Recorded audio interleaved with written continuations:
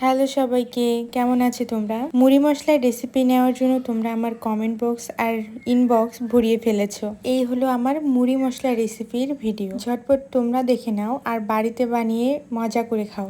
আমি প্রথমে সরিষা ব্লেন্ডারে ব্লেন্ড করে নিয়েছি আর এর সাথে যোগ করেছি লবণ আর দুটো কাঁচামরিচ। আমি শুনেছি এভাবে সরিষা ব্লেন্ড করলে নাকি তিতা করে না, তাই এভাবে ব্লেন্ড করা। এরপর আমি ব্লেন্ড করেছি বেশ কয়েক ধরনের মশলা। এখানে আছে ছোট এলাচ, বড় এলাচ, লং, দারুচিনি আর জিরা। এগুলো শুকনো শুকনো জিনিস, তাই ব্লেন্ড করার সময় একটু পানি দিয়েছি এবং সবশেষে ব্লেন্ড করেছি আদা, রসুন আর পেঁয়াজ।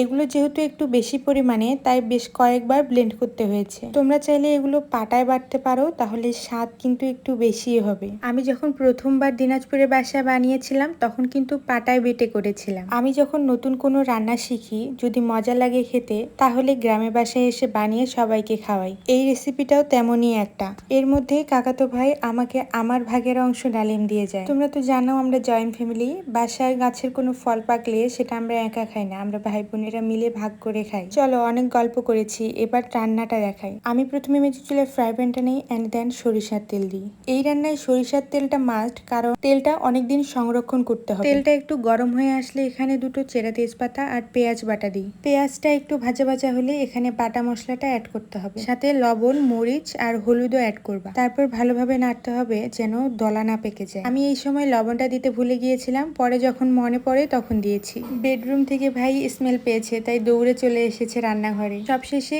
এড করেছি এই সর্ষে বাটা। সর্ষে বাটাটা তোমরা পরিমাণ মতো দিও, কারণ বেশি দিলে এটা আবার তেতা করবে। তবে এই সর্ষে বাটাটা ম্যান্ডেটরি নয়, চাইলে তোমরা এটা স্কিপ করতে পারো। তবে আমার মনে হয় সর্ষে বাটাটা দিলে একটু বেশি স্বাদ আসে। ভাজতে ভাজতে যখন লাল হয়ে আসবে, চারপাশ থেকে তেল ছেড়ে দেবে, তখন বুঝবে ভাজা হয়ে গেছে। রান্না শেষ করে গরম গরম মশলা দিয়ে সবাই এক গামলা মুড়ি খেতে বসেছি। রেসিপিটা তোমরা বাসায় ট্রাই করো আর আমাকে জানিও কেমন লেগেছে।